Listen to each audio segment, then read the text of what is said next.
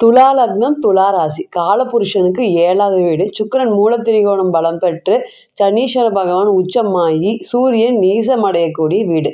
ரொம்பவே நியாயஸ்தனான நீங்கள் எல்லா விஷயத்துலையும் யாருக்கு நியாயம் என்ன நியாயம்னு தான் பார்ப்பீங்க.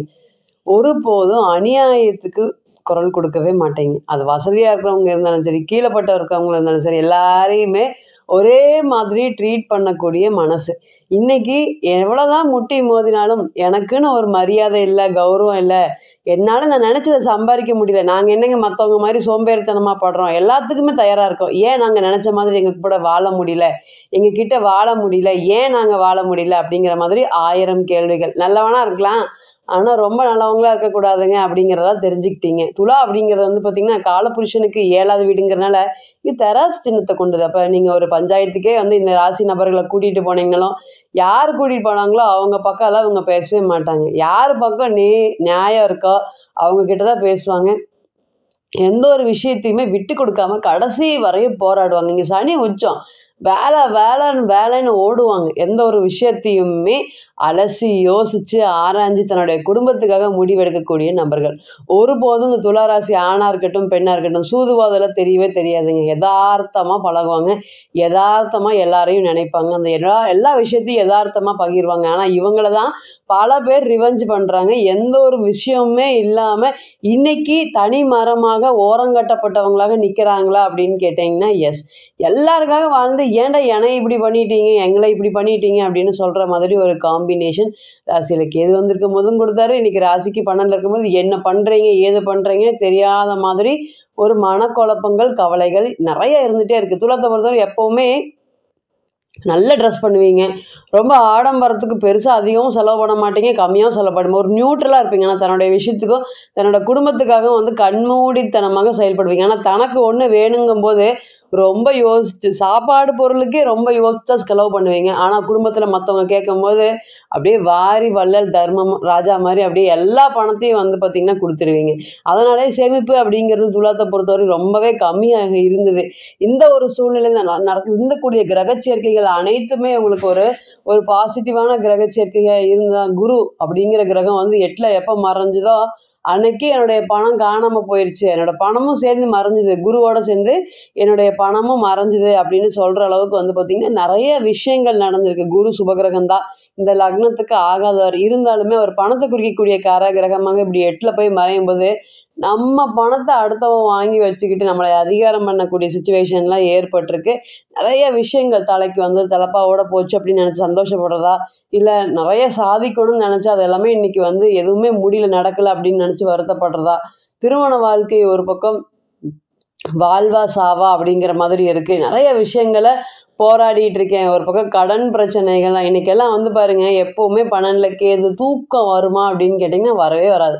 எந்த ஒரு விஷயத்தையுமே யோசித்து தூங்காமல் யோசிச்சுட்டு இருக்கக்கூடிய துலா ராசி மற்றும் துலா லக்னத்திற்கு குரு பகவானுடைய பயிற்சியில் சனீஸ்வர பகவான் கேந்திர பலம் பெறக்கூடிய பலன்கள் இது எப்போ ஏற்பட போகுதுன்னு கேட்டிங்கன்னா 15/5/2025 மேலே குருக்கு சனி கேந்திரத்தில் இருக்கக்கூடிய பலன்கள். இத்தனை நாளாக வந்து கை கெட்டினது வாய் கெட்டவே இல்லை, ஒரு விஷயம் போராடுற கிடைக்கவே இல்லை, இது எல்லாத்துக்கும் காரணம் குரு 8ல் இருந்தது தான். இனி 9 இடத்துக்கு போய் உங்கள் ராசியை பார்க்க போகிறார், பிறந்த கால சந்திரனை பார்க்க போகிறார். இதெல்லாம் என்ன மாதிரியான பலன்களை கொடுக்கறதுக்கு காத்துட்ருக்கு, நல்லதாக இருக்கலாம் கெட்டதாக இருக்கலாம். ஏதாவது ஒரு 10 விஷயம் சொல்லும் போது அதில் ஒரு 4 பழிச்சா கூட எனக்கு ரொம்ப சந்தோஷமாக இருக்குங்க, அந்தளவுக்கு நாங்கள் கஷ்டப்பட்டுட்ருக்கோம், ஏன் இந்த ராசியில் பிறந்தன்னு கூட சில சமயம் வந்து எங்களுக்கு தோணுது, இப்படி நேர்மையாக இருக்கிறதுனாலே வாழ்க்கையில் நிறையா பிரச்சனைகள் சந்திக்க வேண்டியதாங்க ஏங்க அப்படின்னு கேட்குறது எனக்கு புரியுது.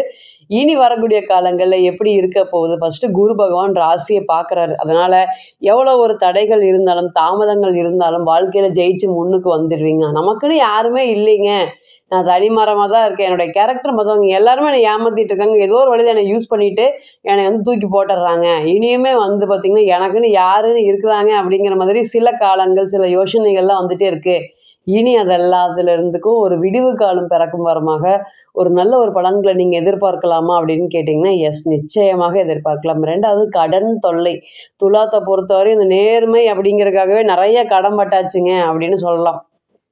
இந்த கடனோட மதிப்பு ரொம்பவே சொல்ல முடியாத அளவுக்கு எச்சா இருக்குது. ஆனால் இனி வரக்கூடிய காலங்கள் இந்த கடன் சம்மந்தப்பட்ட பிரச்சனைகள் அனைத்துமே படிப்படியாக குறையுமா அப்படின்னு கேட்டிங்கன்னா எஸ், நிச்சயமாக குறைய போகுது. பறிக்கப்பட்ட பல விஷயத்தை திருப்பி கொடுக்கறதுக்கு குரு வந்துட்டார். இந்த குருக்கு உறுதுணையாக வந்து பார்த்திங்கன்னா சனீஸ்வர பகவான் கேந்திரம் பெறாரு. என்ன எஃபோர்ட்ஸ் போட்டாலும் அந்த எஃபோர்ட்ஸ்க்கு உண்டான பலன்கள் நிச்சயமாக கிடைக்கும். புதிய வேலை வாய்ப்புகள் சம்மந்தப்பட்ட அனைத்து முயற்சிகளுமே இது வெற்றி வாய்ப்பை ஏற்படுத்தி கொடுக்குமா? எஸ், ஏற்படுத்தி கொடுக்கும். குடும்பத்தில் சுப நிகழ்ச்சிகள் அப்படிங்கிறது ரொம்ப வருஷமாகவே நடக்கவே இல்லைங்க. நாங்களும் பொண்ணு பார்த்துட்ருக்கோம், மாப்பிள்ளை பார்த்துட்ருக்கோம், ஏதோ ஒரு சூழ்நிலை தட்டி போயிடுது. ஏன்னா இத்தனை நாளாக பாருங்கள், சனீஸ்வர பகவான் 7ஆம் இடத்தவே பார்த்துட்டு இருந்தார்.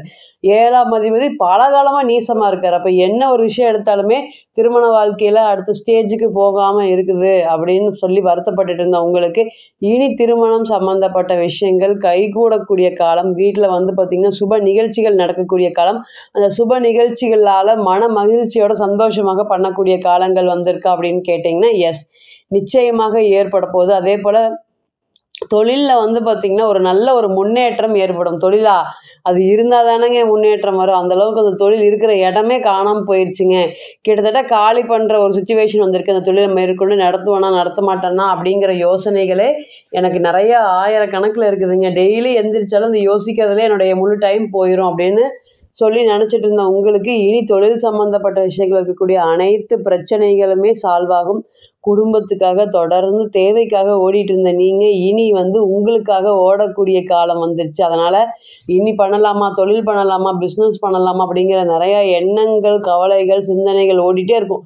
இன்றைக்கி நம்ம பேசும்போது பாருங்கள், 6ல் பலமான கிரகங்கள் நிறையா இருக்குது. அப்போ சுற்றியுமே வந்து எதிராளிகள் கூட்டத்தில் தண்ணி நீங்கள் மட்டும் இருக்கீங்க, ஒரு சமாளிக்க முடியாத ஒரு சூழ்நிலைகளில் இருக்கீங்க அப்படிங்கிறத சுட்டி காமிக்குது. அப்போ இந்த நேரம் இனி வரக்கூடிய காலங்களில் இதிலிருந்து எல்லாத்துக்குமே ஒரு விடிவு காலம் பிறக்க போகுதா அப்படின்னு கேட்டிங்கன்னா எஸ், பிறக்க போகுது. தலைக்கவசம் தலைக்கு வந்தது தலப்பாவோட போயிடுச்சு அப்படிங்கிற சொல்கிற மாதிரி இனிமேல் குரு ராசியை பார்க்கறதுனால எந்த ஒரு பிரச்சனைகள் இருந்தாலும் அதிலிருந்தெல்லாம் விட்டுட்டு மீண்டு வெளியே வந்து ஜெயிக்கக்கூடிய ஒரு சூழ்நிலைகள். எஸ், கஷ்டம்தான். இத்தனை நாளாம் கஷ்டத்தை அனுபவிச்சிங்களா? 12ஆம் இடத்துல கேது. என்ன பேசுகிறீங்க, என்ன பண்ணுறீங்க, எப்படி ட்ரெஸ் போடுறீங்க, என்ன விதத்தில் வந்து பார்த்திங்கன்னா நீங்கள் இருந்தீங்க, இன்றைக்கி இருக்கிறதுக்கும் துளியுமே சம்மந்தம் இல்லாத மாதிரி ஒரு சூழ்நிலைகளை கொடுத்துருக்காரு நம்மளுடைய சுக்கிர பகவான். இனி அதெல்லாமே மாறப்போது தூண்டி விட்டு சாதிக்கக்கூடிய ஒரு சூழ்நிலைகள். வேகமாக செயல்பட போகிறீங்க. விவேகமாக ராசியை குரு பார்க்கறதுனால அடுத்தது என்ன, நெக்ஸ்ட் என்ன அப்படிங்கிற எண்ணத்தை நிச்சயமாக ஏற்படுத்தி கொடுப்பாரு. அதே போல் பொருளாதாரம் சம்மந்தப்பட்ட பிரச்சனைகள் எல்லாமே படிப்படியாக குறையுமா அப்படின்னு கேட்டிங்கன்னா எஸ், எப்போவுமே குரு 8ல் மறைஞ்சு வருட கிரகங்களுடைய கோச்சார் மெதுவாக தான். ஏன்னா உங்கள் எல்லாருக்குமே தெரியும், குரு 1.5 வருடங்கள், சனீஸ்வர பகவான் 2 வருடங்கள், இந்த மாதிரி வருட கிரகங்கள் அனைத்துமே தங்களுடைய பலனை மெதுவாக கொடுக்கறதுனால பொருளாதாரம் சம்மந்தப்பட்ட விஷயங்கள் இருக்கக்கூடிய பிரச்சனைகள் அனைத்துமே இனி வரக்கூடிய காலங்களில் படிப்படியாக சால்வ் ஆகுமா அப்படின்னு கேட்டிங்கன்னா எஸ், இனி ஒரு பொற்கால ஒரு யோகமான காலமாக துலாத்துக்கு இருக்கும். என்ன முயற்சி செஞ்சாலும் அந்த முயற்சிக்கு உண்டான பலன்கள் நிச்சயம்.